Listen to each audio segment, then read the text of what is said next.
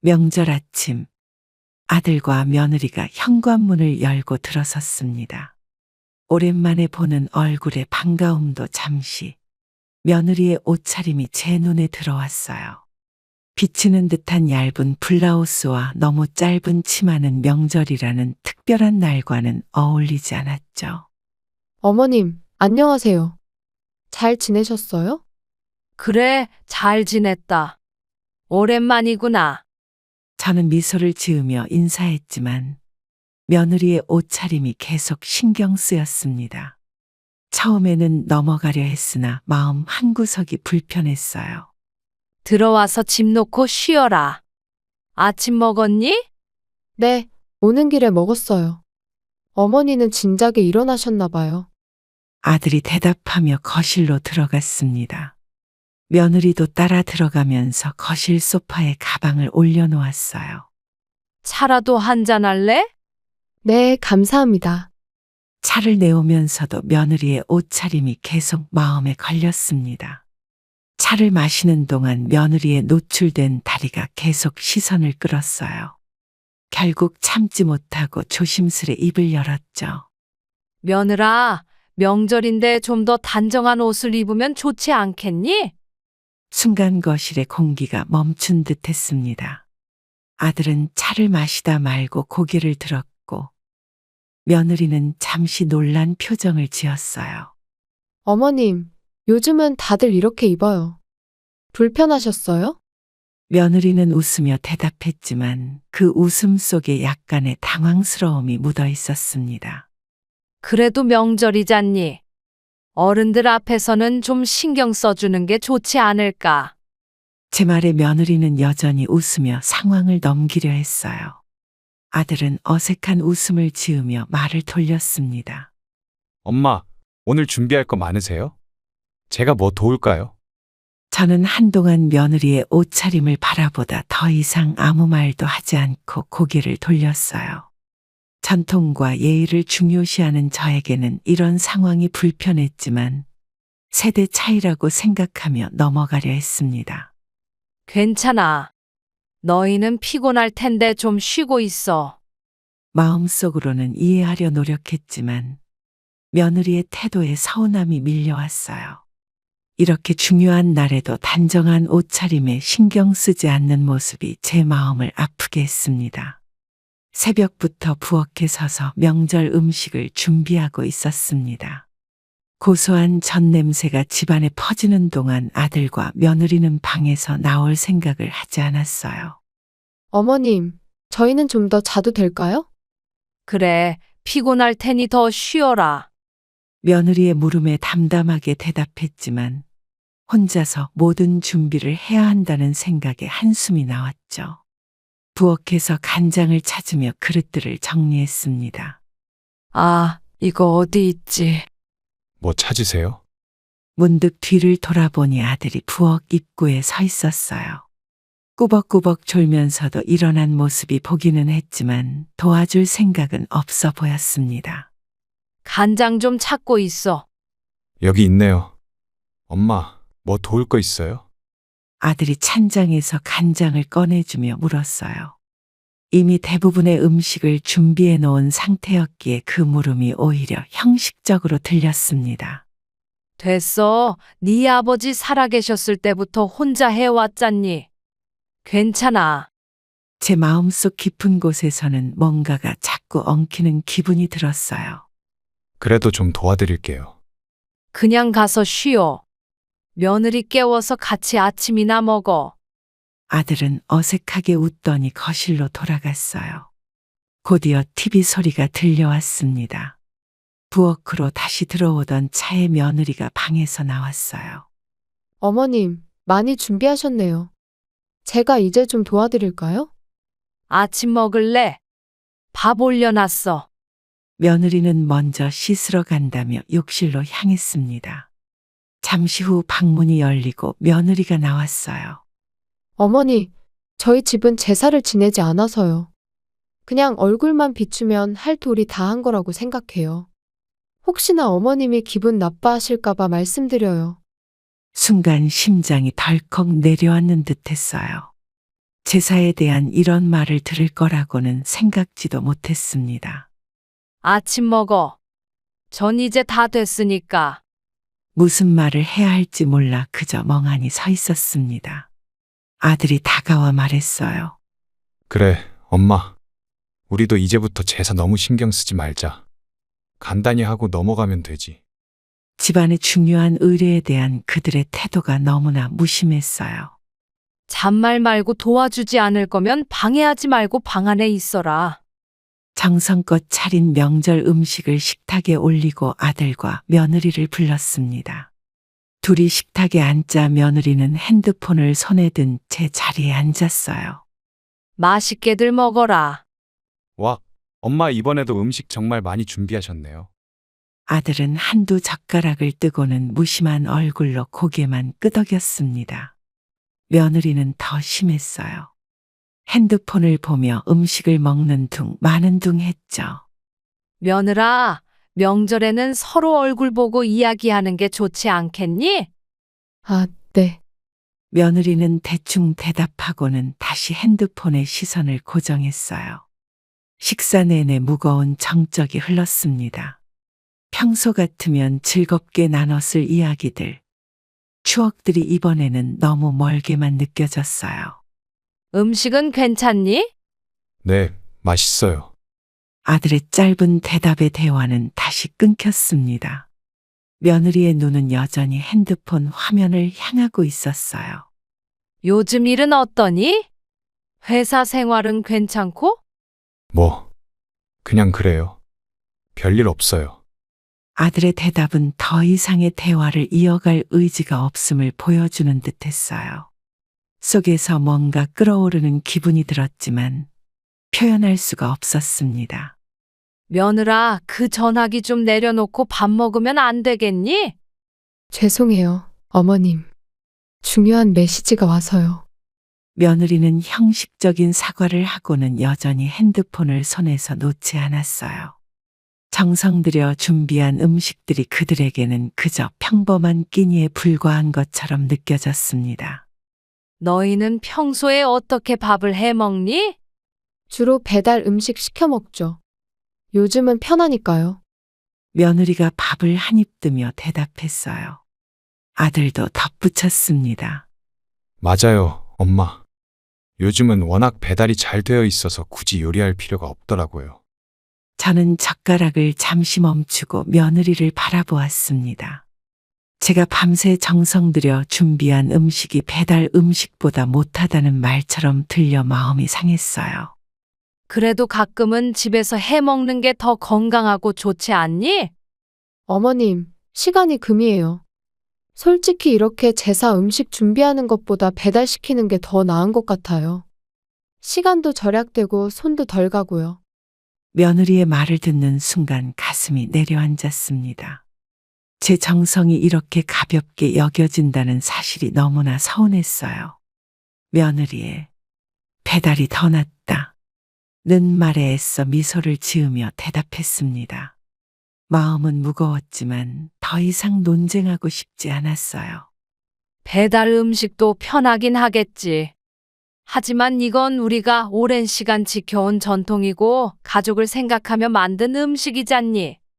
네, 뭐 그렇긴 한데. 저는 좀 편하게 하고 싶어서요. 며느리의 무심한 대답에 더 이상 말을 잇지 못했습니다. 음식을 바라보며 묵묵히 밥을 먹었어요. 엄마, 전 정말 맛있어요. 항상 엄마 음식이 최고예요. 그래, 많이 먹어라. 아들의 위로가 오히려 공허하게 느껴졌습니다. 며느리는 밥을 몇 숟가락 더 먹더니 자리에서 일어났어요. 어머님, 잘 먹었습니다. 제가 좀 쉬어야 할 것 같아요. 아직 다 안 먹었잖아. 더 먹지 그러니? 배가 좀 불러서요. 나중에 또 먹을게요. 며느리는 그렇게 말하고 방으로 들어가 버렸습니다. 아들도 얼마 지나지 않아 밥을 대충 먹고 일어났어요. 엄마, 잘 먹었어요. 조금 쉬었다가 올게요. 그래, 가서 쉬어라. 아들은 며느리를 따라 방으로 들어갔습니다. 식탁에 홀로 남겨진 저는 차려진 음식들을 멍하니 바라보았어요. 이게 정말 내가 바라던 명절의 모습이었을까?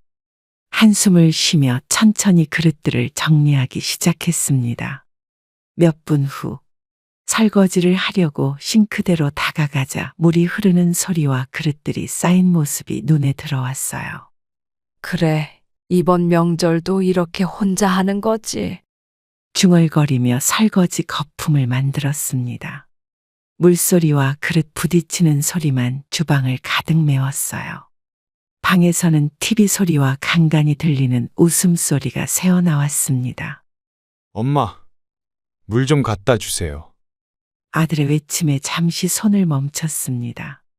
젖은 손을 수건으로 닦고 물을 따랐어요. 여기 물이 있다. 방문을 열고 물을 건네자 아들과 며느리는 핸드폰을 보며 웃고 있었습니다. 제 존재도 눈치채지 못한 듯 했어요. 고마워요, 엄마. 그냥 여기 놓고 가세요. 물을 받아든 아들은 곧바로 다시 핸드폰으로 시선을 돌렸습니다. 문을 닫고 나오면서 가슴 한구석이 무거워졌어요. 오랜 시간 이어온 가족의 전통과 가치가 무너지는 것 같았습니다. 설거지를 마치고 거실로 나오니 손주들이 시끄럽게 뛰어다니고 있었습니다. 소파 위로 올라가 뛰고 장난감을 사방에 던지는데도 아들과 며느리는 모습을 보이지 않았어요. 얘들아, 소파에서 뛰면 안 돼. 다칠라. 할머니, 우리 안 다쳐요. 괜찮아요. 손주들은 제 말을 듣고 잠시 멈춘 것 같더니 금세 다시 뛰어다니기 시작했습니다. 거실 바닥은 금세 장난감으로 가득 찼고 혹시 아이들이 다칠까 계속 신경이 쓰였어요. 우리 이제 좀 조용히 놀자. 할머니가 머리가 아파. 싫어요. 놀고 싶어요. 큰 손주가 대답하며 더 크게 소리를 질렀습니다.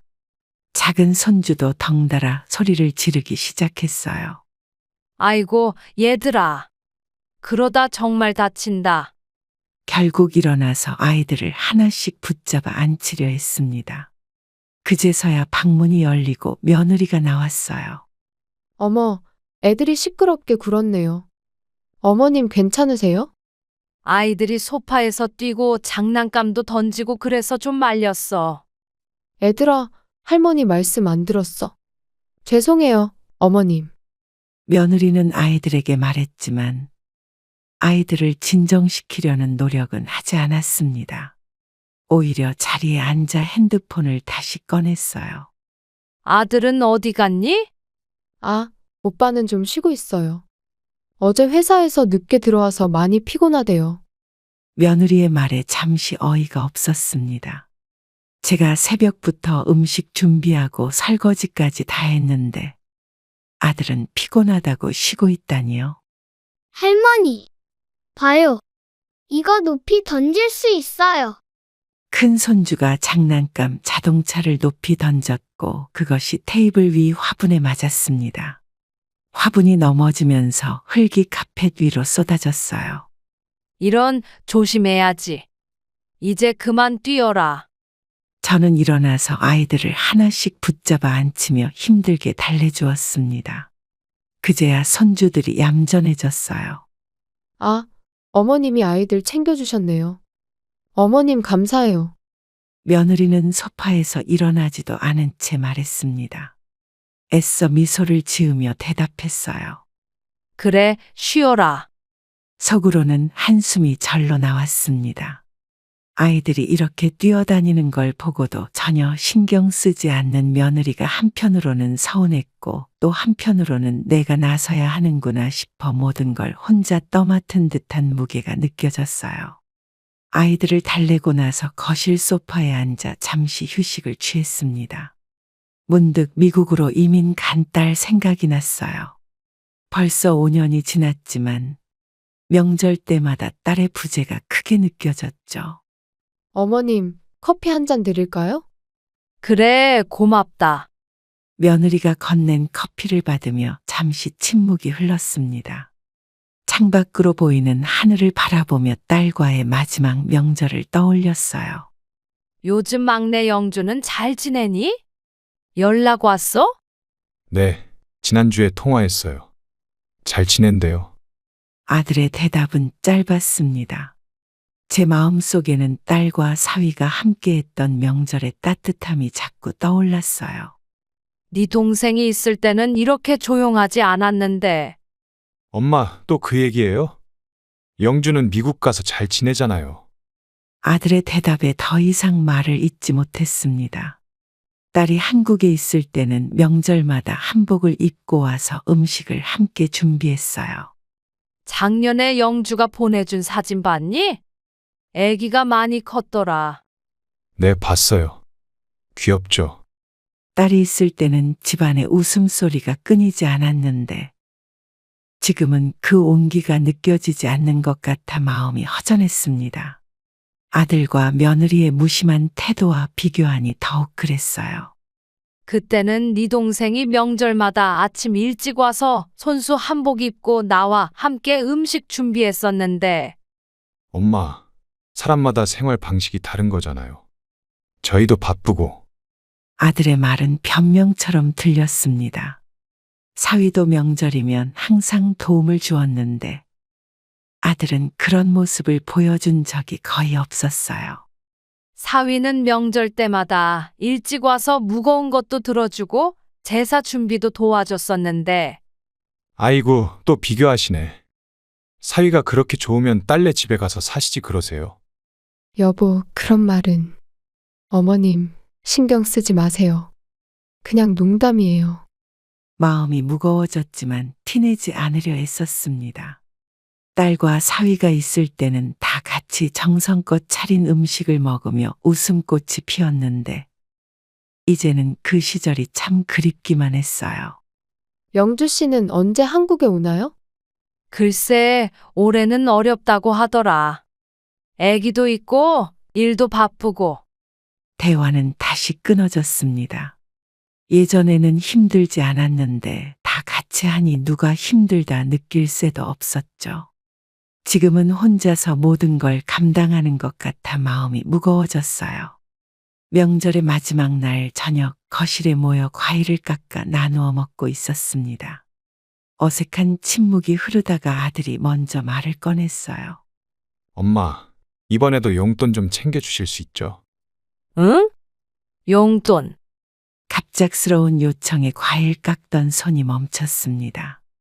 매번 명절마다 용돈을 주긴 했지만 이렇게 직접적으로 요구한 적은 없었어요. 네, 지난번처럼 좀 부탁드려요.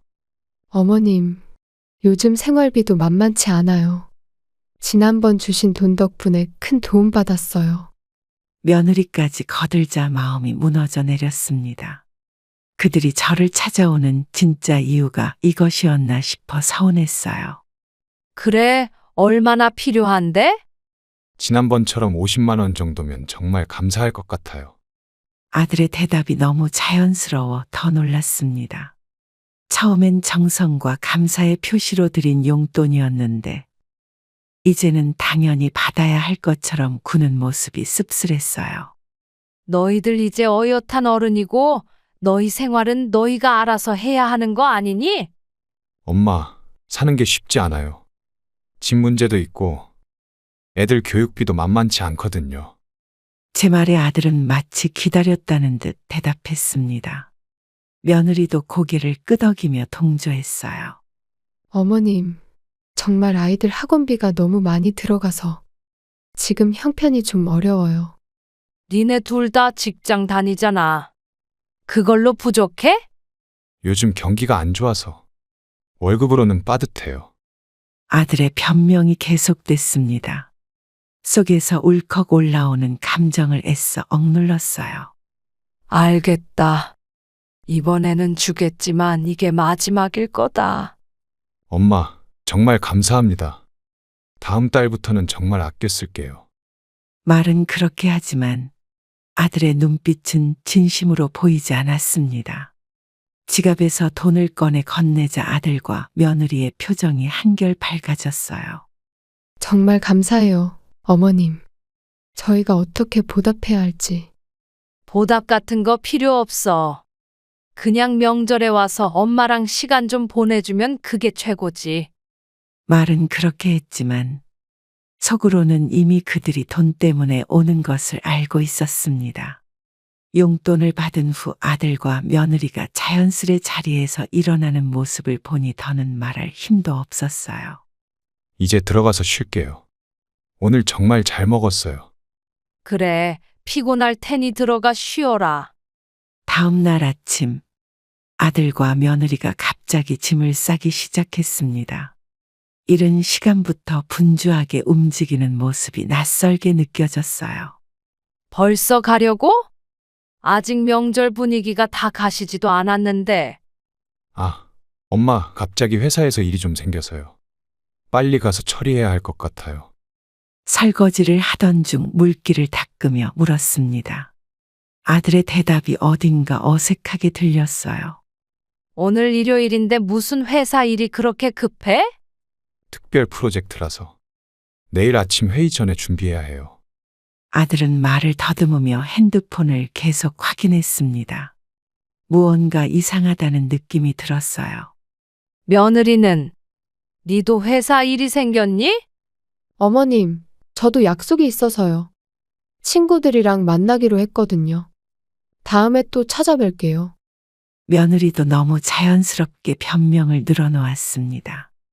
둘 다 그렇게 급한 일이 있다면 미리 얘기했을 텐데 갑자기 서둘러 떠나는 이유가 의심스러웠어요. 그래, 알겠다.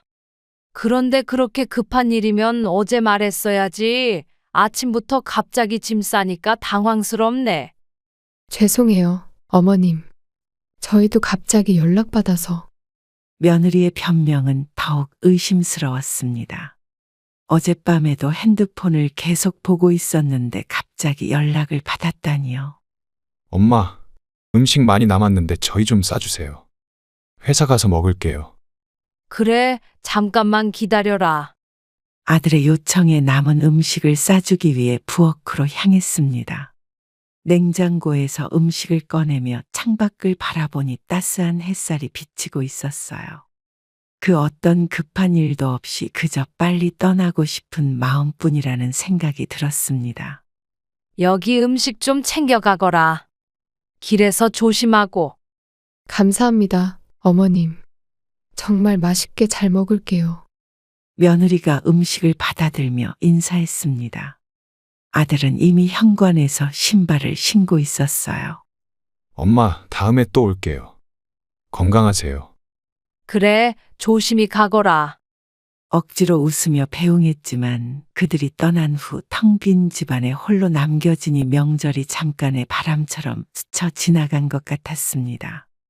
창문 너머로 서둘러 차에 오르는 아들 부부의 모습이 보였어요. 아들과 며느리가 떠난 다음 날 우연히 휴대폰으로 유튜브를 확인하다가 며느리의 영상이 눈에 들어왔습니다. 사진 속에는 아들과 며느리가 리조트로 보이는 곳에서 웃고 있었어요. 이게 무슨... 혼잣말이 절로 나왔습니다. 어제 급한 회사 일과 친구 약속 때문에 서둘러 떠났다더니 알고 보니 여행을 간 것이었어요. 영상 밑에는 오랜만에 힐링 여행이라는 글귀가 적혀 있었습니다. 어르신 계세요? 초인종 소리에 현관문을 열자 이웃 순자 씨가 서 있었어요. 평소처럼 반찬을 나누러 온 모양이었습니다. 들어와요. 마침 커피 마시려던 참이었어. 어제 아들네 갔어요? 아침 일찍 짐 싸서 나가더라고요. 순자 씨의 물음에 가슴이 묵직해졌습니다. 휴대폰을 들고 며느리의 프로필 사진을 보여줬어요. 순자 씨, 이거 봐요. 회사 일 있다더니 여행 갔네요. 아이고, 정말요? 어제 그렇게 급하게 나가더니 왜 거짓말을 한 거예요? 순자 씨의 말에 눈시울이 뜨거워졌습니다. 왜 굳이 나에게 거짓말을 해야 했는지 그냥 여행 간다고 솔직히 말해주었다면 이렇게 배신감이 들지는 않았을 거예요. 모르겠어요. 차라리 엄마, 우리 좀 쉬러 가요라고 말했으면 이해했을 텐데. 요즘 젊은 사람들은 그냥 편한 대로 살려고 해요. 그래도 어머니한테 거짓말하고 가면 되나? 커피를 마시며 이야기를 나누었지만 마음 한구석은 여전히 무거웠습니다. 아들과 며느리가 저를 두고 그들만의 즐거운 시간을 보내는 모습을 상상하니 서운함이 밀려왔어요. 어제 명절 음식 다 했는데 혼자 다 못 먹겠어요. 순자 씨도 좀 가져가세요. 고마워요. 그런데 정말 서운하겠네요. 아들이 여행 간다고 솔직하게 말했으면 더 좋았을 텐데. 순자 씨가 돌아간 후 다시 빈집에 혼자 남겨졌습니다. 창밖을 바라보며 아들에게 전화를 걸까 고민했지만 그들의 여행을 방해하고 싶지는 않았어요. 중얼거리며 휴대폰을 내려놓았습니다. 이제 아들에게 더는 기대하지 않는 게 낫겠다는 생각이 들었어요. 거짓말까지 하며 떠난 아들을 보며 외로움이 가슴 깊숙이 파고들었습니다. 이제 나도 내 삶을 찾아야 할 때인가 보다. 며칠 후 오후 갑자기 아들에게서 전화가 왔습니다. 여행에서 돌아왔나 싶어 반가운 마음에 전화를 받았어요. 엄마, 싸주신 명절 음식이 너무 맛있었어요. 혹시 남은 음식 있으면 좀 보내주실 수 있어요? 순간 귀를 의심했습니다. 여행 간 사실은 언급도 없이 음식부터 달라니 어이가 없었어요. 음식 만들 때 방에서 코빼기도 보이지 않았으면서 지금 와서 음식까지 보내달라고. 엄마, 갑자기 왜 그러세요? 제가 뭐 잘못했어요? 아들의 태어난 반응에 더 화가 났습니다. 억눌렀던 감정이 터져나왔어요.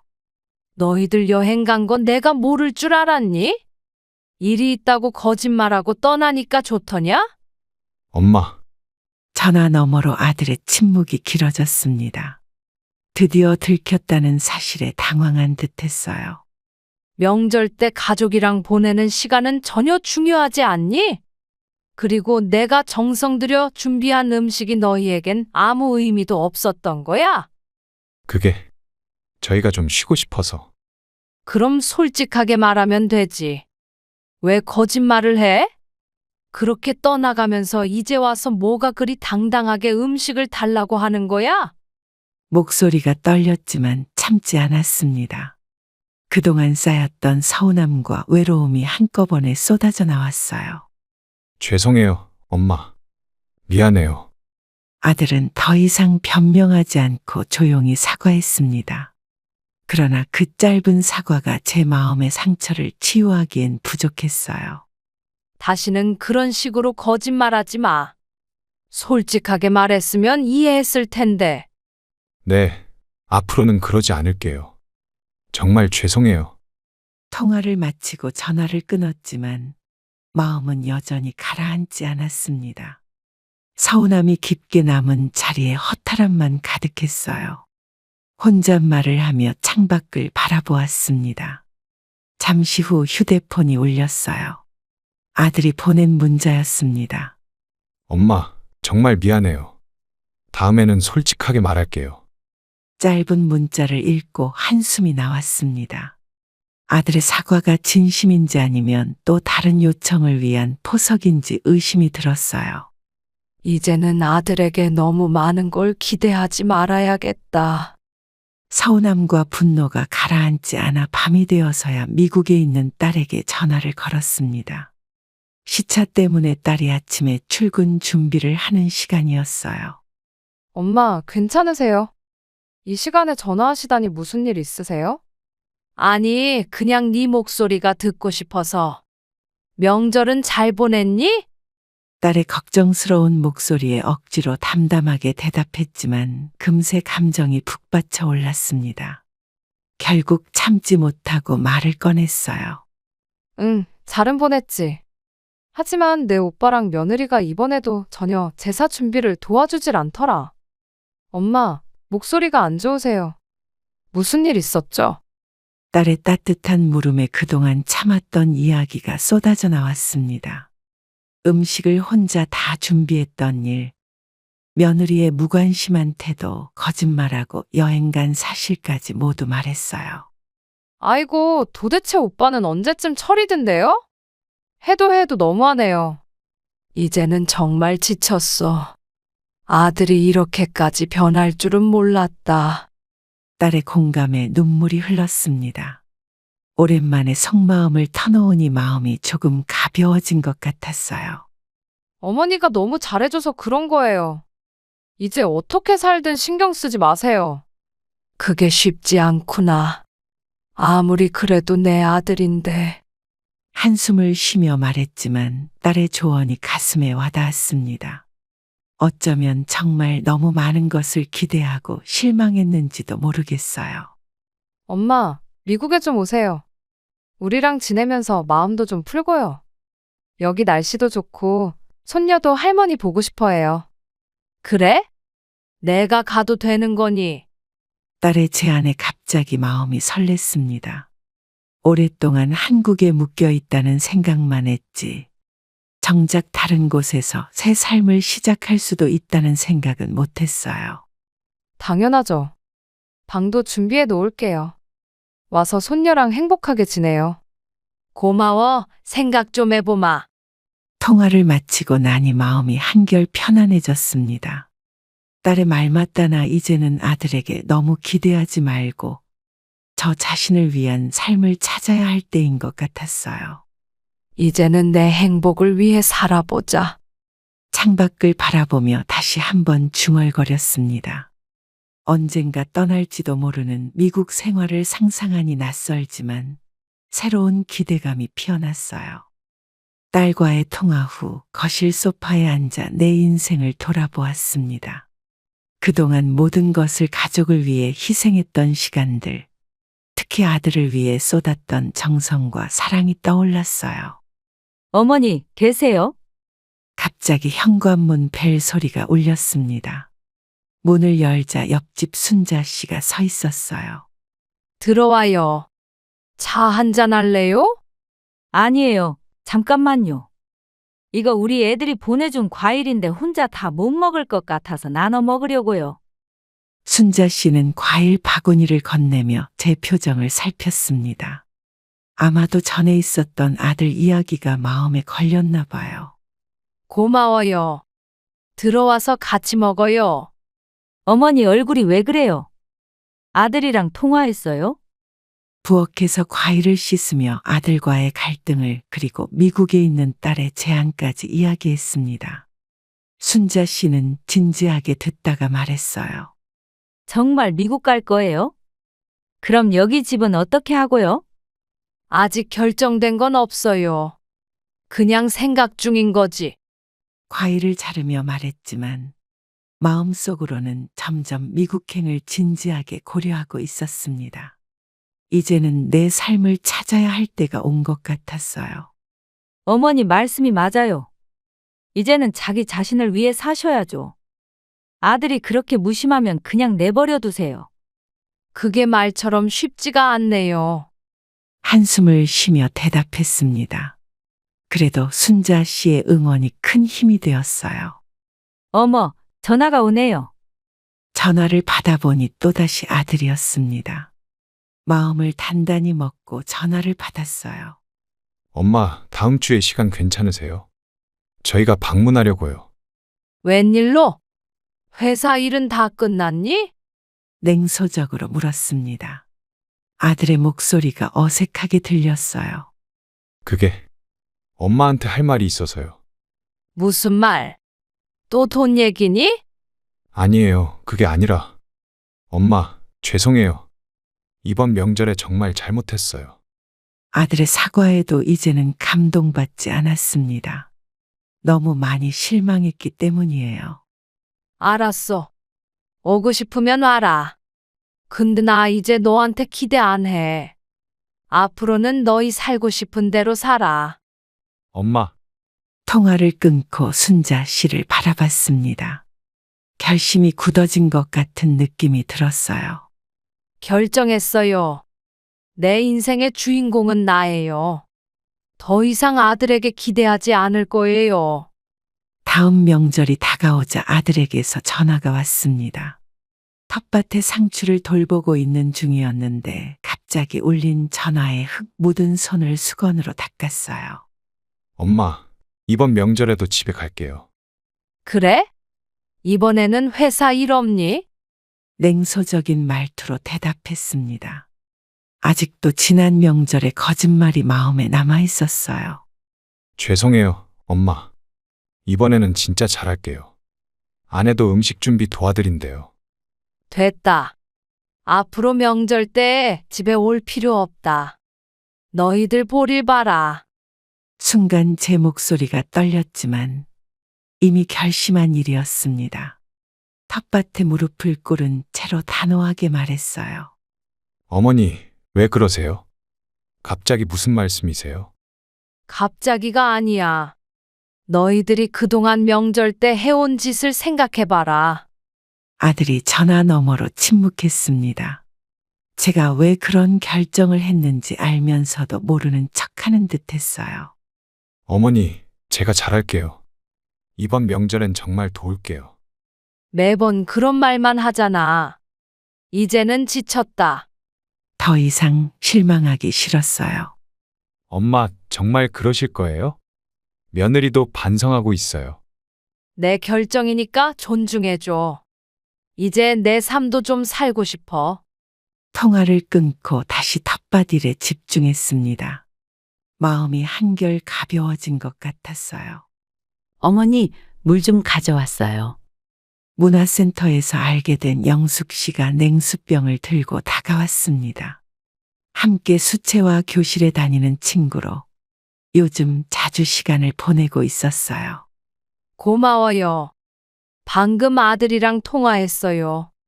아, 명절 얘기요? 어떻게 됐어요?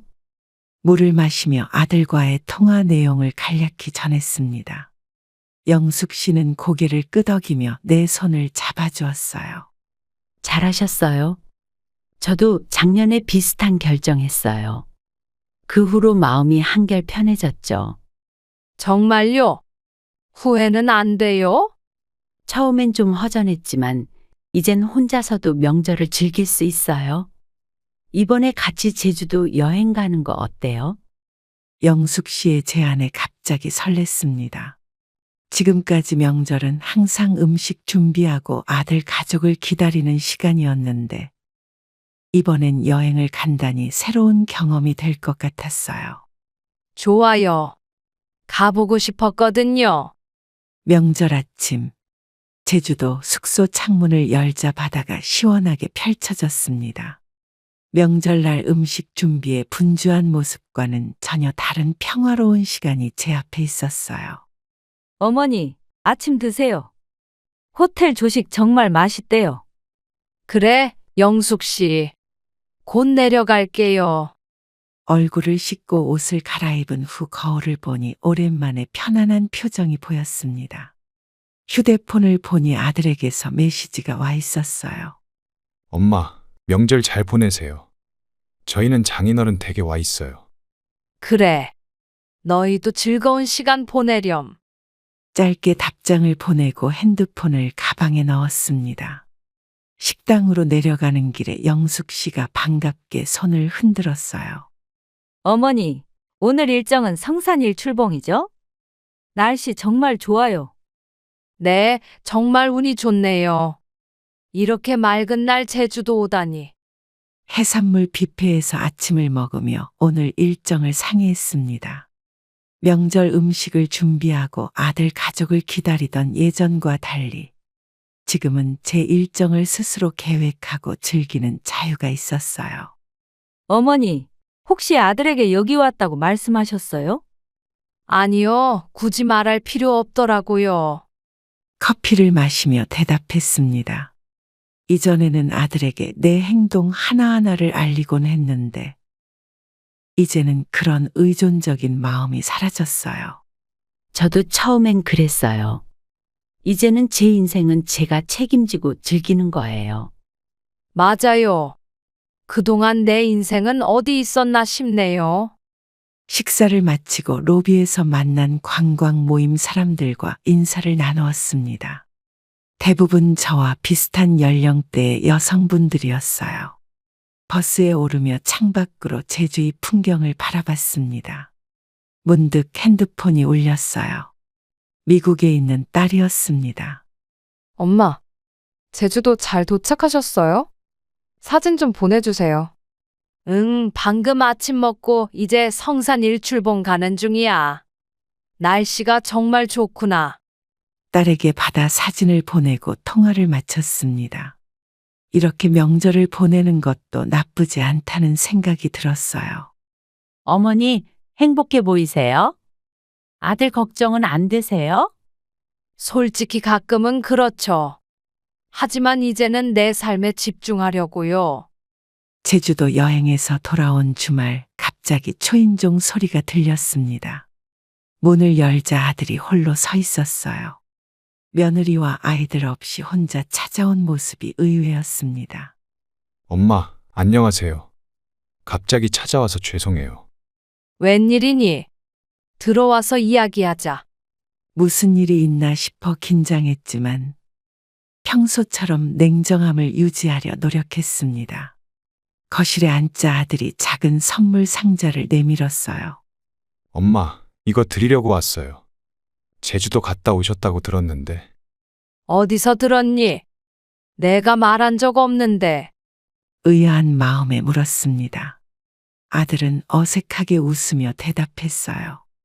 영숙 이모님이 저희 집 근처에서 우연히 만나서 얘기해 주셨어요. 그래? 영숙 씨가 그랬구나. 차를 따르며 생각에 잠겼습니다. 영숙 씨가 일부러 아들에게 이야기했을지도 모른다는 생각이 들었어요. 엄마, 그냥 얼굴 보고 싶어서 왔어요. 요즘 회사에서 일이 잘 안 풀려서. 무슨 일인데? 말해봐. 관심을 보이지 않으려 했지만 아들의 지친 표정이 마음에 걸렸습니다. 아들은 회사에서 겪고 있는 어려움을 털어놓기 시작했어요. 팀장님이 자꾸 저만 괴롭히시고 스트레스 때문에 잠도 제대로 못 자요. 아내한테는 걱정할까 봐 말도 못하고. 그랬구나. 많이 힘들었겠네. 아들의 이야기를 진지하게 들어주었습니다. 오랜만에 속 깊은 대화를 나누는 느낌이었어요. 엄마, 수채화 그리신다고 영숙 이모님이 그러던데 볼 수 있을까요? 그래, 좀 보여줄게. 여기 있어. 몇 달 동안 그린 수채화 작품들을 보여주자 아들이 놀란 표정을 지었습니다. 물감으로 표현한 꽃과 풍경들을 신기하게 바라봤어요. 우와, 엄마가 이런 걸 그리시다니. 정말 잘 그리셨네요. 별거 아니야. 시간 때우기 좋더라고. 겸손하게 말했지만 아들의 칭찬이 기분 좋게 느껴졌습니다. 예전과 달리 현금이나 도움을 요구하지 않는 아들의 모습이 진심으로 보였어요. 엄마, 가끔 이렇게 찾아와도 될까요? 엄마랑 이야기하니까 마음이 편해져요. 그래, 가끔은 괜찮아. 근데 미리 연락해. 아들이 두 번째로 찾아온 날, 평소보다 표정이 심각해 보였습니다. 거실에 앉자마자 어깨가 축 처진 채 깊은 한숨을 내쉬었어요. 엄마, 오늘은 좀 더 솔직하게 말씀드리고 싶어서 왔어요. 무슨 일인데? 지난번보다 더 심각해 보이네. 아들의 얼굴을 자세히 살펴보니 눈 밑에 다크서클이 짙게 내려앉아 있었습니다. 몇 년 사이에 갑자기 늙어버린 듯 했어요. 사실 회사 문제만이 아니에요. 제가 요즘 불면증에 시달리고 있어요. 불면증. 언제부터? 커피를 건네며 물었습니다. 아들은 잠시 망설이다 입을 열었어요. 몇 달 전부터요. 밤에 누워도 잠이 안 와서 계속 뒤척이다가 새벽에야 겨우 잠들어요. 그러다 보니 일도 집중이 안 되고. 병원은 가봤니? 네, 약도 받았는데 별로 효과가 없더라고요.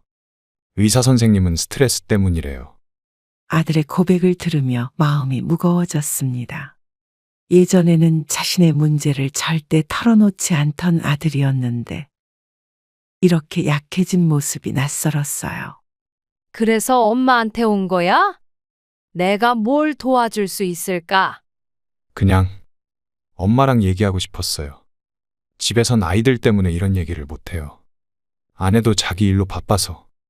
아들은 고개를 숙인 채 말을 이었습니다. 손가락으로 머리카락을 쓸어 넘기는 모습이 어렸을 때와 똑같았어요. 엄마, 솔직히 요즘 우울증인 것 같아요. 아침에 일어나기가 너무 힘들고 뭘 해도 재미가 없어요. 증상이 심각한데 제대로 된 상담을 받아봐야 할 것 같구나. 처음에는 냉정하게 대하려 했지만 아들의 진심 어린 고백의 마음이 약해졌습니다. 어떻게든 도움을 주고 싶다는 생각이 들었어요. 엄마, 예전에 아빠도 비슷한 적 있었죠? 어떻게 극복하셨어요? 그랬지. 네 아버지도 말년에 우울증이 심했어. 운동을 시작하고 나서 조금씩 나아졌었지. 아들의 고민을 진지하게 들어주니 그의 표정이 조금씩 편안해지는 것 같았습니다. 서로를 바라보는 시선이 부드러워졌어요. 그동안 엄마한테 실망만 드려서 죄송해요. 이런 모습 보이기 싫었는데. 괜찮아. 엄마라고 늘 강할 수는 없는 거야. 너도 마찬가지고. 아들의 권유로 오랜만에 며느리와 단둘이 만나기로 했습니다. 동네 카페에서 기다리고 있자니 묘한 긴장감이 느껴졌어요. 문득 며느리가 카페 문을 열고 들어왔습니다. 어머님, 기다리셨어요? 약속 시간보다 일찍 와서 다행이네요. 아니, 나도 방금 왔어. 앉아봐. 며느리는 예전과 다르게 조금 수줍은 표정으로 자리에 앉았습니다. 처음엔 날씨 이야기, 아이들 학교 이야기 같은 가벼운 주제로 대화가 시작됐어요. 어머님, 사실 오늘 꼭 드릴 말씀이 있어서 만남을 제안했어요. 무슨 이야기니? 혹시 아들 때문에? 커피를 마시며 물었습니다. 며느리의 표정이 갑자기 진지해졌어요. 손수건으로 손을 닦더니 깊은 숨을 들이쉬었습니다. 제가 어머님께 사과드리고 싶었어요. 그동안 명절 때마다 어머님 마음을 많이 아프게 해드렸죠. 아니야, 다 지난 일이야. 저는 무심한 척 대답했지만 며느리의 진심 어린 사과가 예상 밖이었습니다. 평소 자신의 감정을 잘 드러내지 않던 며느리였기에 더욱 놀라웠어요. 사실 저 어릴 때부터 가족 행사에 참여하는 게 힘들었어요. 부모님이 너무 엄격하셔서 명절이나 가족 모임이 항상 부담스러웠거든요. 그랬구나. 나는 그런 건 전혀 몰랐네. 며느리의 어린 시절 이야기를 들으며 점점 이해가 되기 시작했습니다.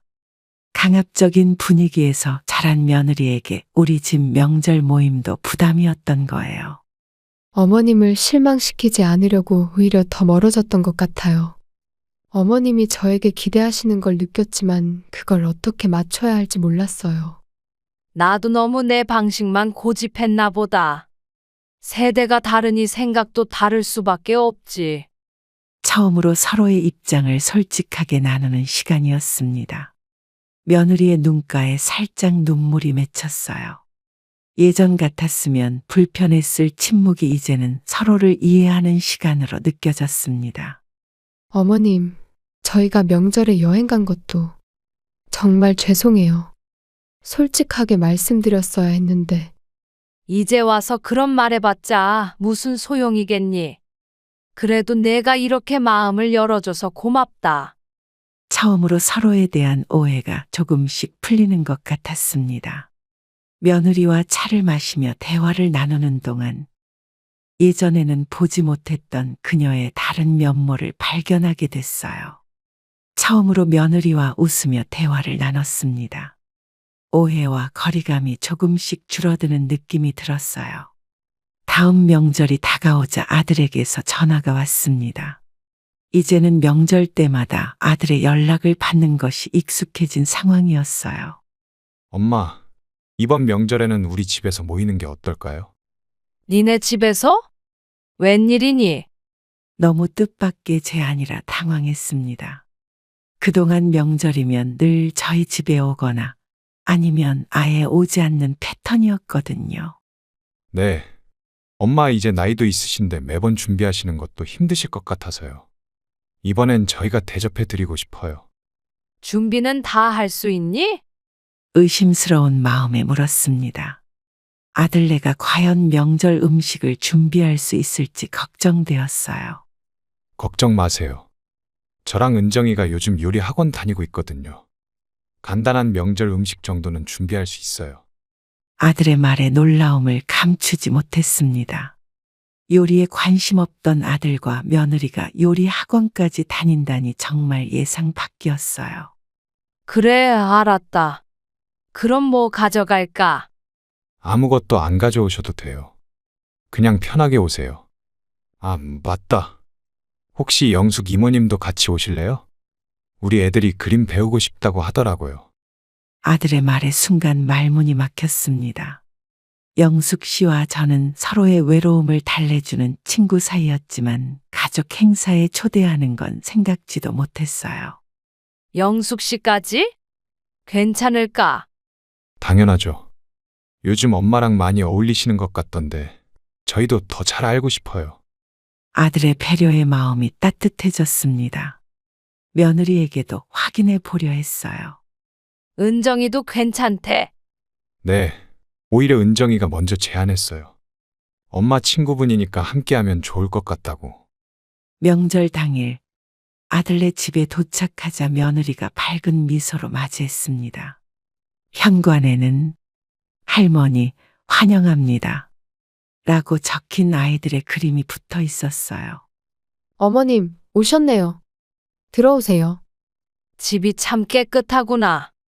거실로 들어서자 깔끔하게 정리된 집안과 테이블 위에 놓인 음식들이 눈에 들어왔습니다. 며느리가 직접 준비한 명절 음식은 비록 화려하지는 않았지만 정성이 담겨 있는 게 느껴졌어요. 음식은 아직 서툴러서. 어머님 솜씨에는 못 미치지만 열심히 했어요. 아니야, 잘했네. 직접 하니까 더 의미 있지. 아이들이 달려와 제 손을 잡았습니다. 며느리는 부엌으로 향하며 소리쳤어요.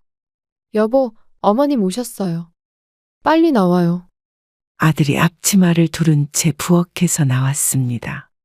처음 보는 모습이라 웃음이 나왔어요. 엄마, 잘 오셨어요. 음식 조금만 더 준비하면 됩니다. 도와줄까? 아니요. 오늘은 엄마 손 하나 까딱하지 마세요.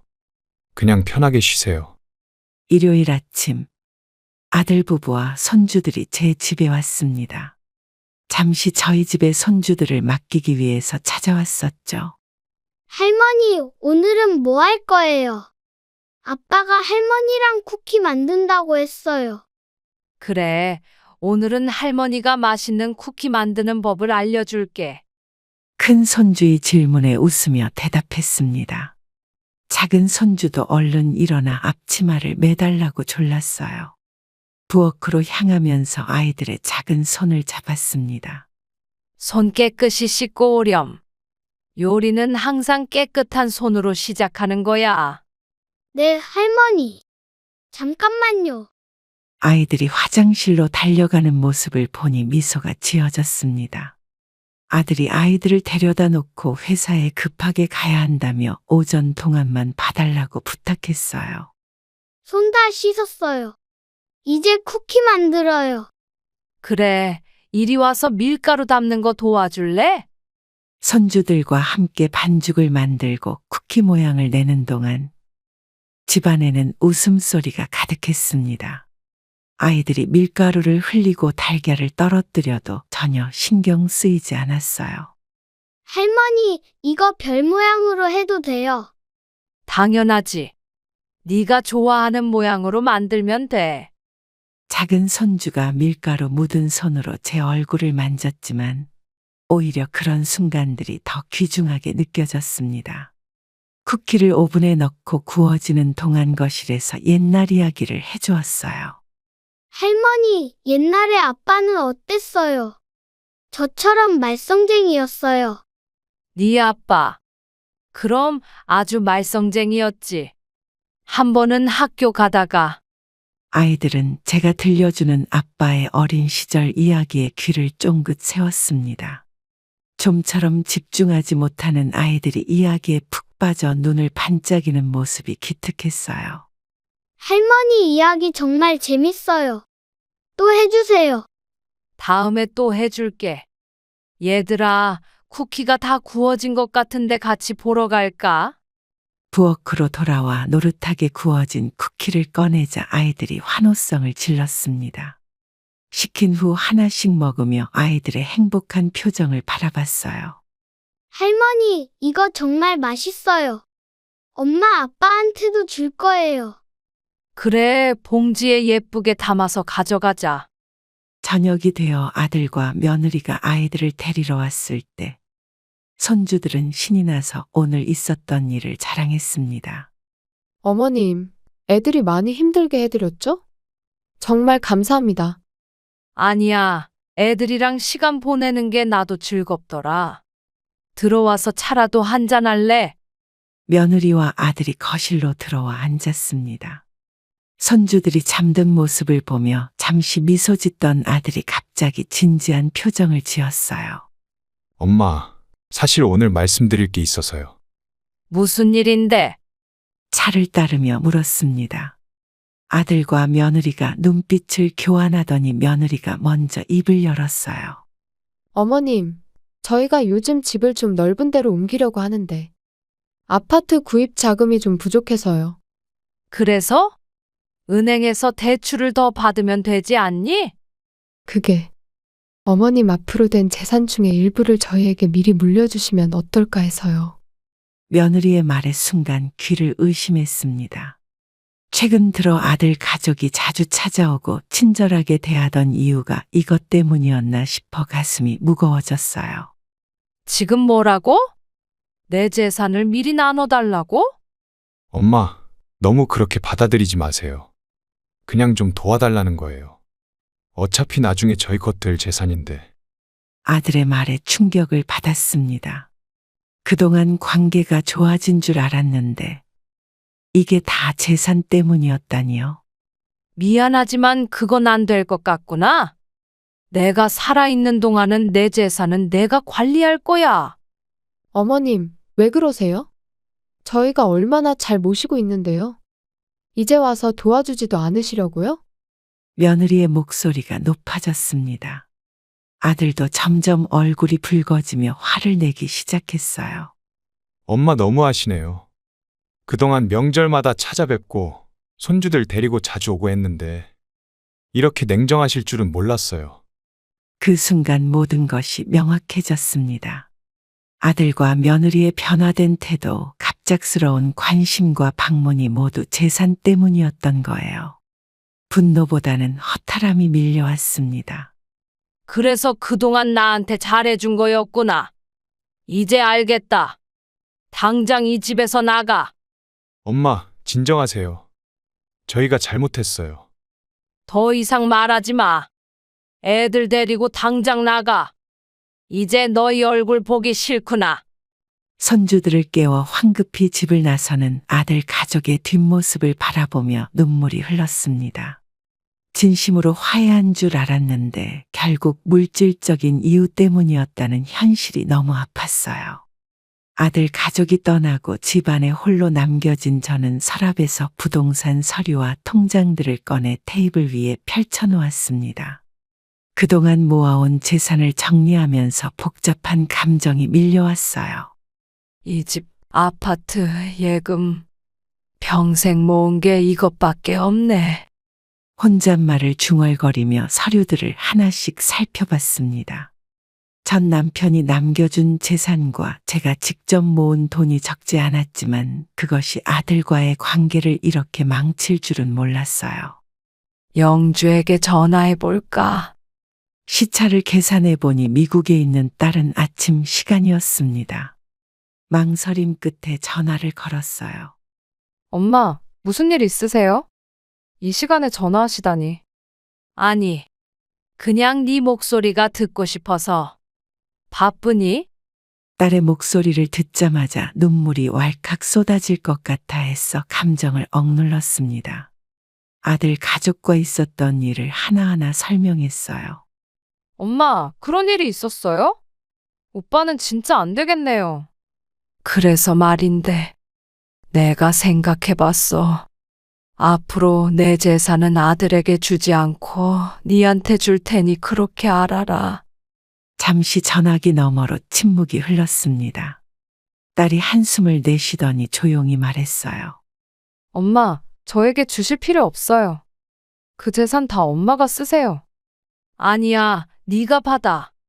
엄마, 제가 미국에서 살면서 엄마를 제대로 돌봐드리지도 못했는데 그 재산까지 받으면 양심상 죄책감에 시달릴 것 같아요. 딸의 말에 가슴이 뭉클해졌습니다. 재산을 바라지 않는 딸의 진심 어린 마음이 느껴졌어요. 엄마 쓰세요. 여행도 다니고, 좋아하는 것도 하고, 남은 인생 즐겁게 사세요. 딸의 말에 문득 어떤 깨달음이 찾아왔습니다. 그동안 재산을 지키고 물려주기 위해 얼마나 많은 스트레스를 받아왔는지요. 그래. 네 말이 맞다. 이제 나를 위해 살아볼 때가 됐구나. 맞아요, 엄마. 필요하시면 제가 도울게요.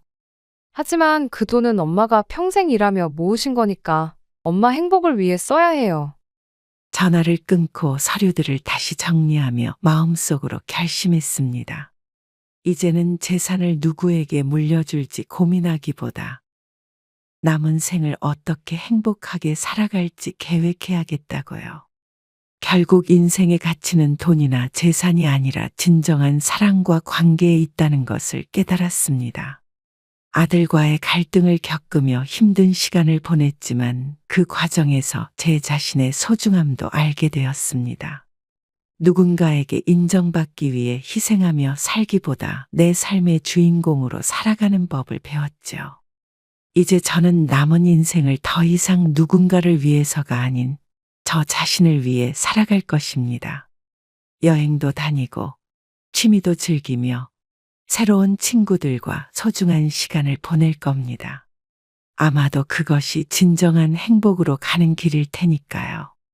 자신을 사랑하고 존중할 때 비로소 다른 사람도 진심으로 사랑할 수 있다는 것을 이제야 깨달았습니다.